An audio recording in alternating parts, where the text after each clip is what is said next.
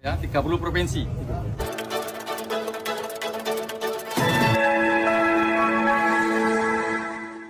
Assalamualaikum warahmatullahi wabarakatuh. Salam sejahtera untuk kalian semuanya. Salam perubahan untuk Indonesia yang bahagia warganya, masyarakatnya, dan maju negaranya. Tentu hanya bersama Anies Baswedan dan Gus Muhaimin Iskandar. Nah, dukungan demi dukungan hari ini terus mengalir dari berbagai relawan di Indonesia untuk capres nomor urut 1 Anies Baswedan dan cawapres nomor urut 1 Gus Muhaimin Iskandar.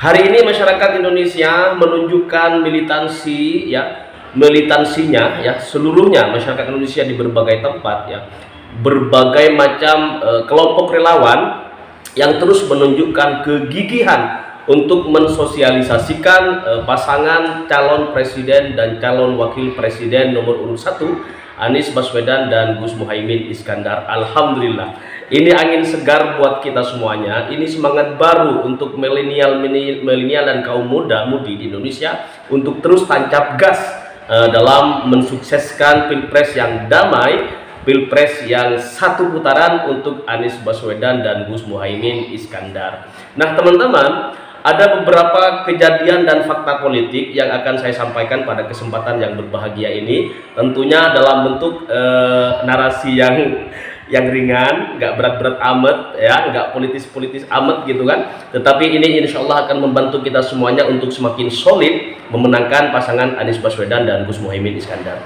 Oke teman-teman, yang pertama kita akan melihat bagaimana kekompakan teman-teman relawan yang membuat baleho banner gitu kan, yang membuat spanduk dari karung beras. Jadi kalau di judul kita tadi lihat bahwa relawan memaksa Anies Baswedan dan Gus Muhaimin masuk ke karung ke dalam karung. Ini bukan hoax, tetapi ini fakta bahwa Anies Baswedan relawannya nih dari saking kompak memang tidak ada ketersediaan atau keterbatasan dana gitu kan. Mereka tetap kreatif dan tetap ingin mensukseskan Anies Baswedan dan Gus Muhaimin bagaimanapun caranya, termasuk salah satunya adalah dengan membuat spanduk membuat APK gitu kan, alat peraga kampanye dengan menggunakan karung beras teman-teman.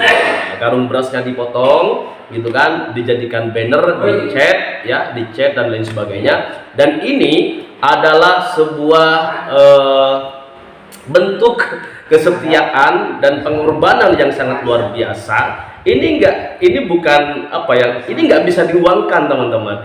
Ini relawan Anies itu nggak bisa diuangkan. Semangat mereka untuk memenangkan pasangan Amin ini tidak bisa diuangkan sedikit pun.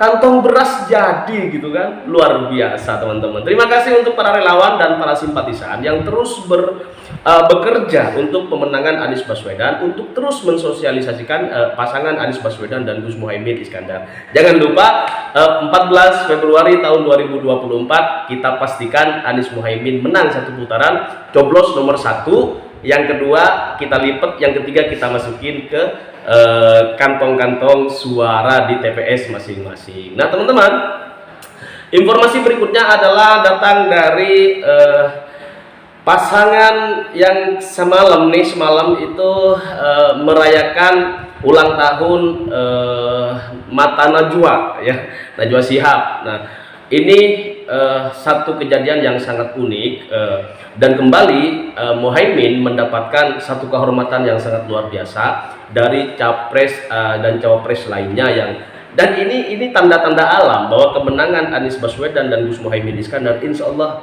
terjadi hanya dalam satu putaran saja teman-teman.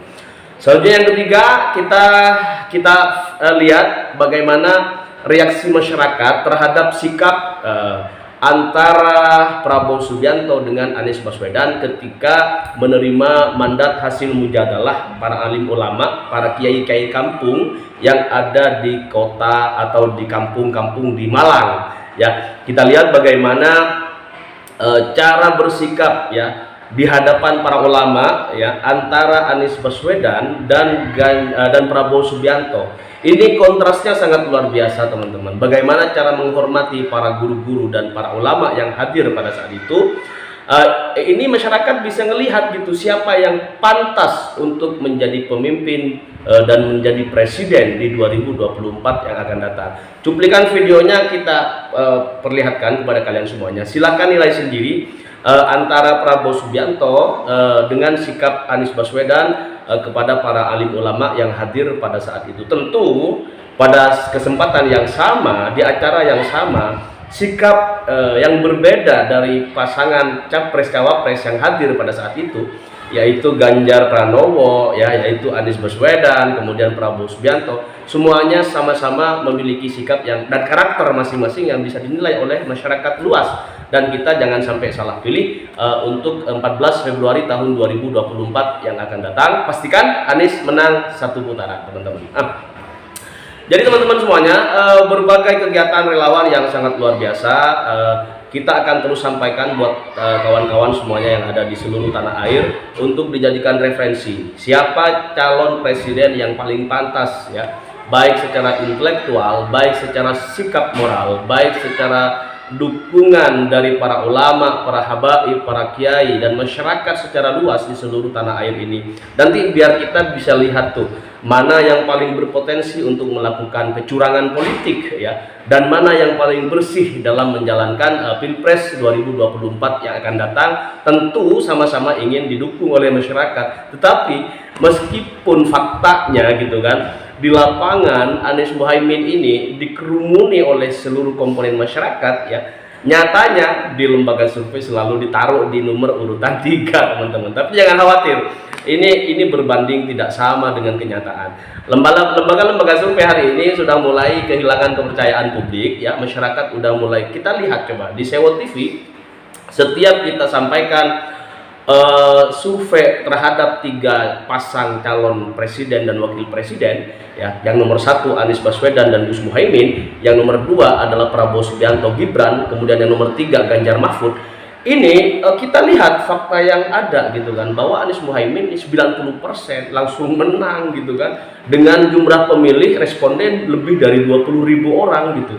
Nah, ini fakta, meskipun di di lembaga-lembaga survei Anies Muhaimin ini selalu ditaruh di urutan ketiga. Makanya masyarakat sekarang tuh ketawa ngelihat fakta yang ada gitu, ketawa. Lembaga-lembaga survei semakin rajin tuh ya, dijadikan alat politik oleh ya yang berduit lah tentunya ya. Tetapi masyarakat Indonesia meskipun tidak punya uang misalnya, tetap saja bersemangat untuk memenangkan Anies Baswedan dan Gus Muhaimin Iskandar. Nah teman-teman semuanya, mari kita berpikir lebih jernih, berpikir lebih cerdas, bahwa kesempatan untuk mendapatkan pemimpin yang amanah, presiden yang benar-benar pro rakyat gitu kan, ini hanya akan ada di 2024 yang akan datang. Dan jangan sampai kita tergelincir, salah pilih, nanti menyesalnya 10 tahun kayak kemarin gitu kan. Dari 2014 hingga 2023 masyarakat lebih banyak yang menyesal terhadap pilihan mereka yang sudah salah gitu kan. Ketipu masuk gorong-gorong, ketipu dengan ya rambut-rambut putih misalnya yang sok-sok gaul gitu kan. Kemudian kampanye sok-sok nginep di rumah warga. Jangan ketipu kayak gitu-gitu lagi. Kita butuh presiden yang mau ditantang oleh masyarakat, yang mau dikuras pemikirannya. Kayak kemarin ketika di acara Rocky Gerung gitu kan, betapa luar biasa.